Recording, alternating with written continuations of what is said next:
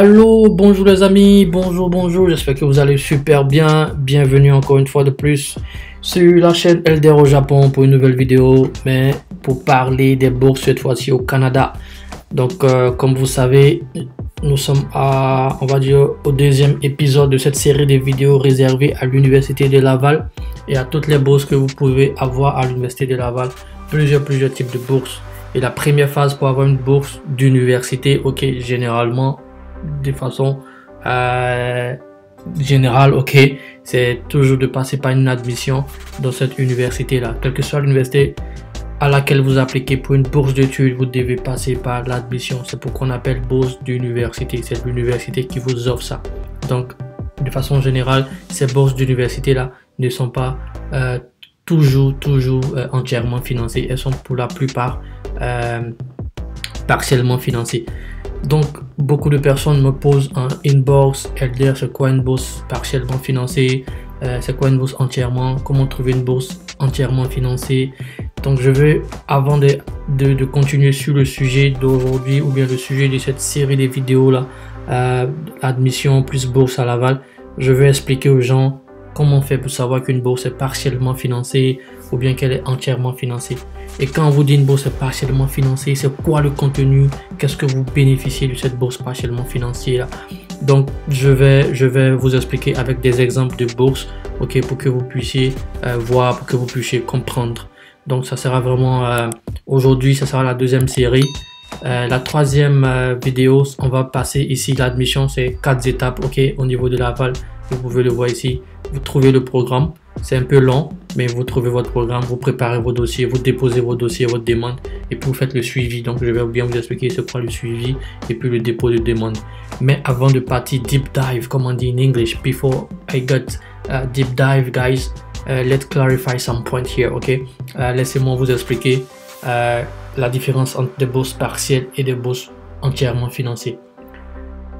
Avant de faire cela, ok, ici encore, je pense que j'ai montré dans la vidéo précédente, pour ceux qui sont super pressés, qui veulent postuler dès aujourd'hui, qui ne veulent pas attendre que je finisse la série de vidéos, qui veulent commencer à postuler, il n'y a pas de souci, vous pouvez aller là, sur ce lien-là, la BAF, ok, BBAF, et puis vous allez voir les bourses d'études disponibles. Il y a les bourses d'études, il y a des prêts, ce qu'on appelle prêts et bourses, il y a des emplois pour les étudiants qui sont déjà là-bas sur le terrain. Donc, vous venez là et puis vous cliquez sur étudiants étrangers.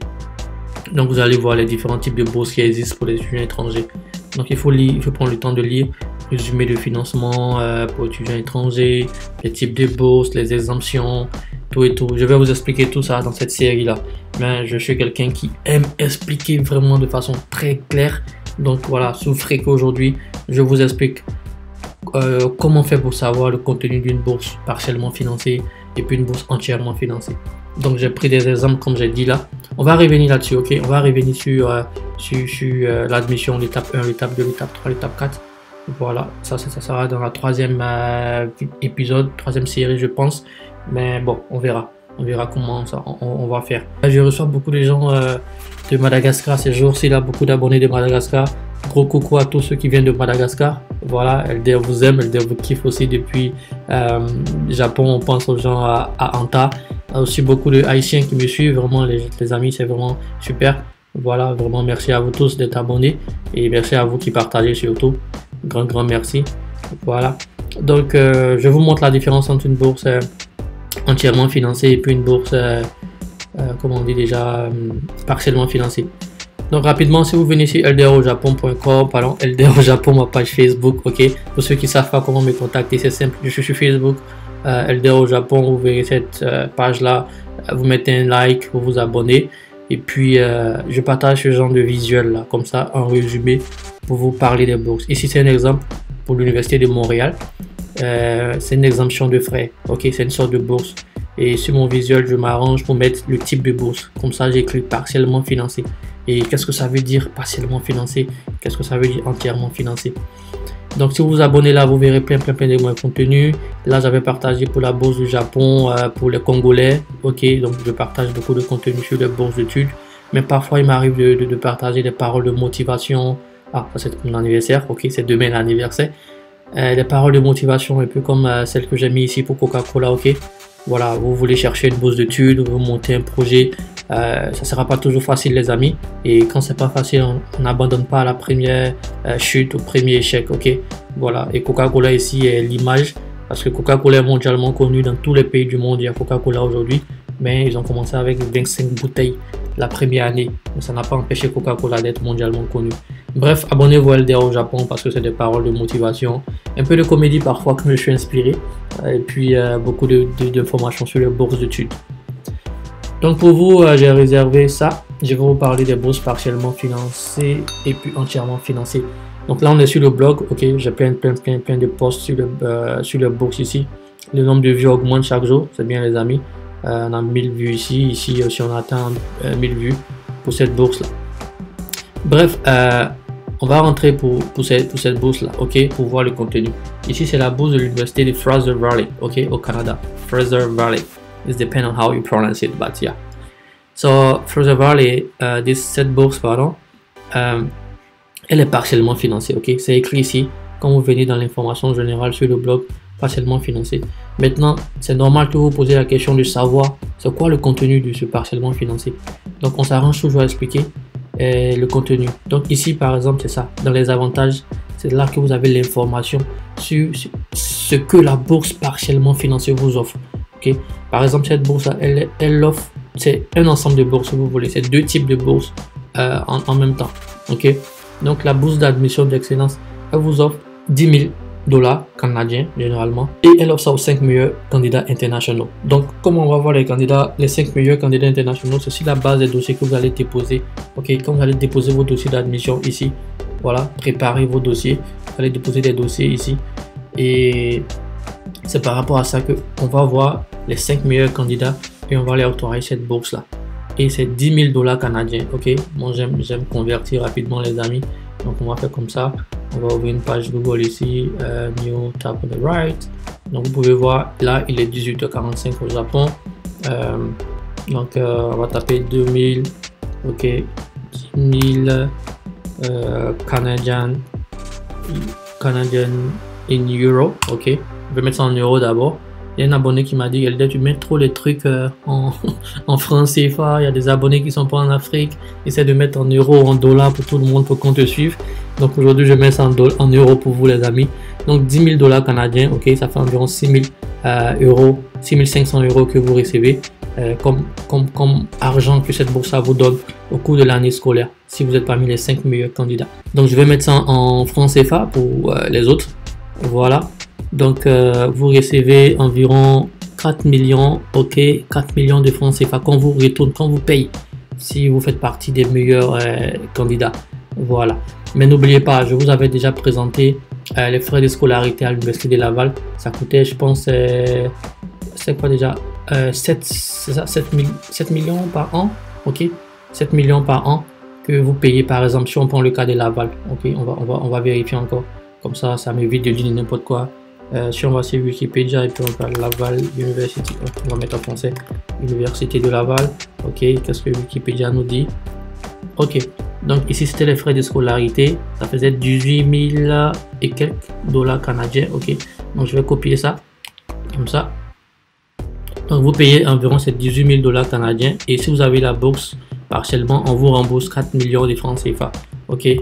Donc vous payez environ 7 millions de francs CFA, et une fois que vous êtes parmi les meilleurs, on vous rembourse 4 millions environ, ok, c'est une estimation. Donc je vais mettre ça encore en euros pour les autres qui n'utilisent pas le franc CFA. Euro is here, ok. Donc la scolarité à l'université de Laval, ok, ça vous coûte 11 800 € par an, ok. Donc rapidement, vous avez vu que si on suppose que cette bourse là elle nous vient de Laval, ok, cette bourse là, ok, on suppose que c'est Laval et que Laval vous dit partiellement financé, ça veut dire simplement que vous allez payer d'abord les 7 millions de francs CFA ou bien les 6 000 € je pense, et puis en fonction de vos dossiers, en fonction du type de candidat que vous êtes, vous recevrez une partie, on vous retourne une partie, on vous paye à la fin du semestre ou à la fin de l'année, mais c'est une bourse partiellement financée, ok. Et il y a d'autres bourses partiellement financées qui vont vous dire ok, nous on prend en charge vos logements, votre logement, on vous donne un stipend allowance, c'est-à-dire peut-être, je sais pas moi, 200 € par mois, juste un peu d'argent qu'on vous donne, mais c'est pas une bourse fully, ok, c'est pas une bourse entièrement financée. Et je vous montre une bourse entièrement financée, ok, à la différence de la bourse du Japon, la bourse que moi-même j'ai obtenue. Et là, je vous explique la différence. Ici, c'est une bourse entièrement financée, ok. C'est la bourse du Japon pour cette année 2020-2021. Ceux qui auront la bourse avec le niveau master et puis doctorat, qui iront faire la recherche. Donc, quand on vous dit que la bourse du Japon, elle est fully, elle est entièrement financée, ou bien la bourse de Corée est entièrement financée, voilà les avantages que vous avez, ok, ici. Donc, ici, vous avez allowance. Donc, chaque fin du mois, ok, la bourse du Japon offre aux étudiants réguliers, si vous voulez, la somme de 143 000 yens par mois. Donc, je vais convertir, vous allez voir, chaque fin du mois, les boursiers entièrement du Japon, ok, ils gagnent ça. Japanese yen. Ok, Japanese yen. Voilà. Oh, ok, d'accord. Donc, je vais taper les 143 000 ici. Voilà. Donc, étudier au Japon, chaque fin du mois, vous aurez environ 1200 € pour ceux qui viennent avec le niveau recherche. Donc, si on convertit ça en francs CFA, ok, ça vous donne un total d'environ 700 000 francs CFA pour un étudiant. Chaque fin du mois, il obtient cette somme-là pour se défendre. Chaque mois, il obtient cette somme. Ça, c'est une bourse entièrement financée. Donc, vous recevez ce salaire-là chaque fin du mois. Et puis, on vous paye, la scolarité est payée. Donc, vous n'avez pas besoin de payer. Tout à l'heure, on a vu que pour Laval, c'était 7 millions par an. Ici, au Japon, moi, je pense que la scolarité, c'était environ 4 millions, 5 millions par an. Donc, pour finir mon master, c'était environ 15 millions. Mon doctorat, environ 21 millions. Mais bref, j'ai pas acheté ça. Ok, la bourse a pris ça en compte. Ça, c'est un autre avantage. Le travel expense, c'est-à-dire le billet d'avion aller-retour de votre pays au Japon et du Japon dans votre pays, est aussi couvert par la bourse. Donc ça, c'est une bourse entièrement financée. Ok, c'est les avantages que vous avez avec une bourse entièrement financée. Et aussi, certaines bourses entièrement financées vont plus loin et payent même vos assurances santé dans ces pays-là, là où vous vivez. Et au Japon, ils ont fait des études, ok, à l'intérieur de cette somme de 143 000 yens, ou bien 144 000 pour les docteurs, ou bien pour les masters, donc 145 maintenant pour les docteurs, ok, 145 par mois, ça fait environ 800 000 francs, 700 000, beaucoup, ok, pour les docteurs, pour le master, et puis pour ceux qui font la recherche simple.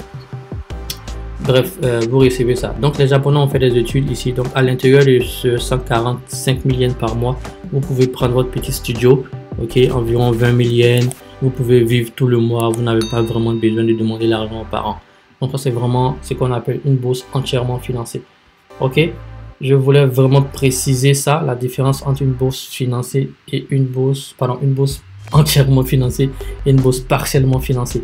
Voilà, maintenant que vous savez ça, ça va être simple quand je vais vous expliquer les différents types de bourses ici que vous avez à l'université de Laval quand vous faites votre admission. Ok, donc je vais vous montrer très rapidement pour qu'on jette un coup d'œil. On est dans la catégorie étudiants étrangers. Ok, étudiants étrangers et quelles sont les bourses disponibles. Résumé de financement. Voilà, bourse de citoyens et citoyennes par exemple.